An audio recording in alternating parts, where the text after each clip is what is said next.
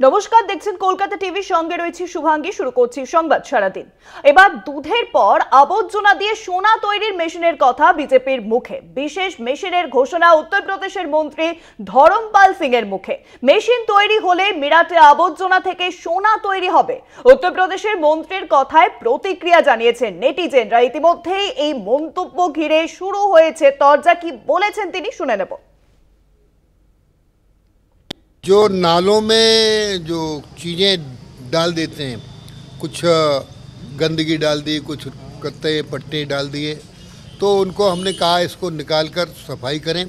और जो गीला कूड़ा आप वहीं छोड़ देते हैं फिर वो नाली में पहुंच जाता है, वो गीले कूड़े को भी तत्काल ले जाकर निस्तारण व्यवस्था में काम करें।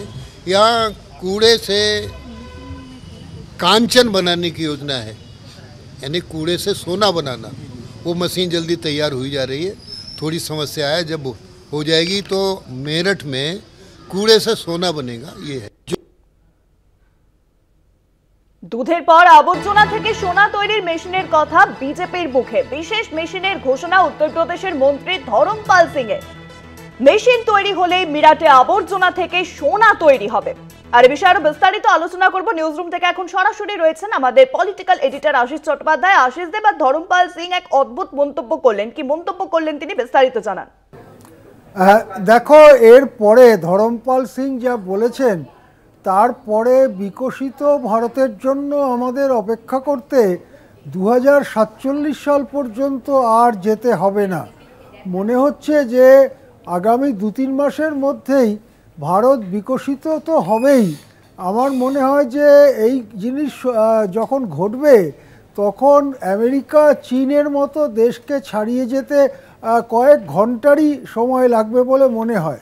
ধরমপাল সিং বলেছেন যে এই যত কাজরা আবর্জনা যেগুলো নাকি আমরা ফেলে দেই, তাছাড়া গাছের পাতা পড়ে রাস্তায়, তারপরে বাড়ির খাবারের অবশেষ যেটা আমরা ফেলে দেই, বা প্লাস্টিক, কাগজ, জঞ্জাল, এই সমস্ত যা ফেলে দেই সেগুলোকে আগে পরিষ্কার করতে হবে। ধরমপাল সিংয়ের পরামর্শ যে পরিষ্কার করে নিতে হবে, ভালো পরিবেশে পরিষ্কার করে নিয়ে তারপরে মেশিনে ঢোকাতে হবে। এই মেশিনটি ধরমপাল সিং নিজে আবিষ্কার করেছেন নাকি মেশিনটি ধরমপাল সিংয়ের নিয়োজিত কোনো বৈজ্ঞানিকরা আবিষ্কার করেছেন সেটা সম্পর্কে তিনি কিছু বলেননি এখনো পর্যন্ত। কিন্তু বলেছেন যে সেই মেশিনে দিলেই তারপরে এই আবর্জনা থেকে সোনা বেরিয়ে আসবে, এবং সেই ব্যাপারটা অনেকটাই অগ্রসর হয়েছে। এখন একটু সমস্যা দেখা দিয়েছে, সেই সমস্যাটা পার হয়ে গেলেই নাকি আবর্জনা থেকে সোনা বেরিয়ে আসবে। যেটা অনেকে মনে করছেন যে সমস্যা একটাই দেখা যাচ্ছে, যে মেশিনে আবর্জনাগুলো দেওয়ার পরে মেশিন চলে ঠলে তারপরে যা বেরিয়ে আসছে সেটা এখনও পর্যন্ত আবর্জনাই থেকে গেছে। তবে সোনা বেরোবার ব্যাপারে ধরমপাল সিং, এই বিজেপি নেতা, তিনি খুবই আশাবাদী।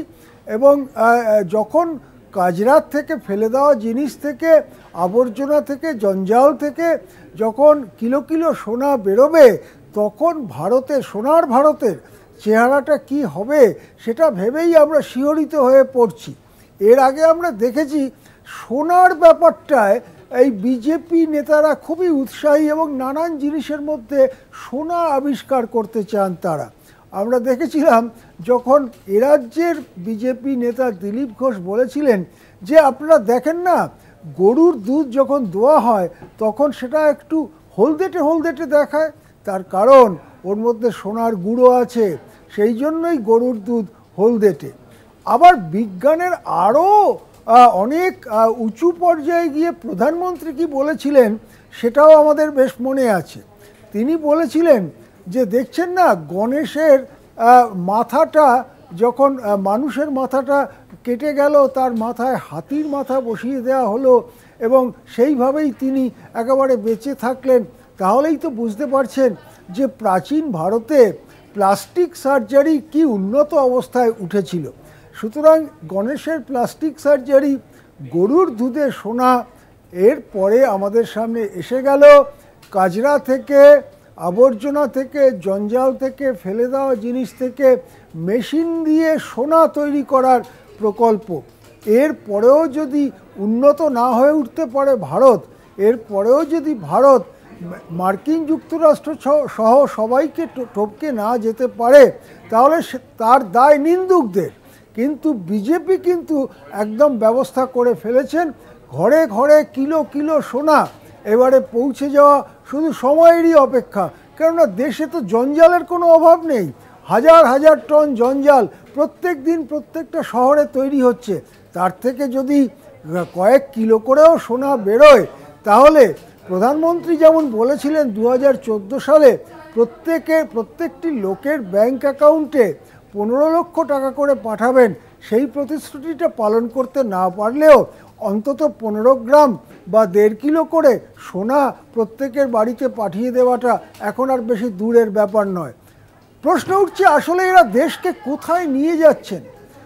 অবৈজ্ঞানিক চিন্তাধারার কোন প্রান্তে ভারত আজকে প্রবেশ করছে, যেখানে বিজ্ঞানকে এইভাবে মানে ধিক্কার জানিয়ে অবহেলা করে সম্পূর্ণ অবৈজ্ঞানিক কতগুলো ধারণা মানুষের মনে ঢুকিয়ে দিয়ে সত্যি কি ভারত উন্নতি করতে পারবে? নাকি সাধারণ মানুষকে বোকা বানাও আর সব সম্পদ দিয়ে দাও আদানি আম্বানিদের হাতে, এই নীতিটারই বাস্তবায়ন চলছে আজকে ভারত জুড়ে। যাই হোক, আমরা দেখছি যে এই সোনা বানানোর ব্যাপারটা নিয়ে এখনো পর্যন্ত বিজেপির উচ্চস্তরের নেতারা কোনো মন্তব্য করেননি। বোধহয় তারাও মনে মনে ভাবছেন, যদি সোনা সত্যিই তৈরি হয় আর তার কিছুটা যদি আমরাও ভাগ পাই, তাহলে মন্দ কি। এখন দেখা যাক কবে আমরা সত্যি সত্যি সোনা পেতে শুরু করব। হ্যাঁ, অনেক ধন্যবাদ আশিস দা, নিউজরুম থেকে সঙ্গে ছিলেন আমাদের পলিটিক্যাল এডিটর আশিস চট্টোপাধ্যায়। আবর্জনা থেকে নাকি এবার সোনা তৈরি হবে, আর সেই মেশিন তৈরির কাজও ইতিমধ্যেই শুরু হয়ে গেছে। এবার এই মন্তব্য করলেন উত্তরপ্রদেশের বিজেপি নেতা ধরমপাল সিং।